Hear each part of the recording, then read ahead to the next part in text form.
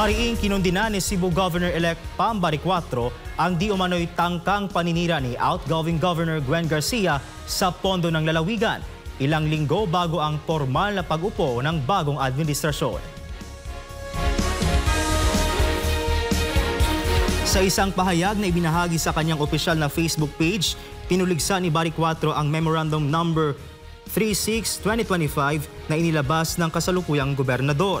Ayon sa kanya, ito ay isang last-minute attempt na manipulahin ang provincial budget sa pamamagitan ng paglikha ng trust funds na malinaw na paglabag sa legal at etikal na pamantayan ng pamahalaan.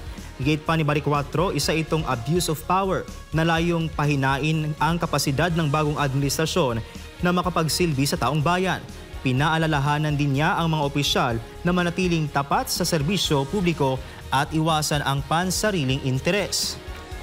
Ipinangako rin ni Bariccuatro na rerespetuhin ng kanyang administrasyon ang nasabing memorandum at gagamit ng legal na hakbang upang tiyakin na ang pondo ng lalawigan ay magagamit ng tapat at naayon sa batas. Sa pagtatapos ng kanyang pahayag, tiniyak ni Bariccuatro sa taong bayan ng Cebu na hindi sila magpapadala sa pananakot o pagsabotahe at mananatili ang kanilang layunin na dalhin ang tunay na pagbabago para sa lalawigan.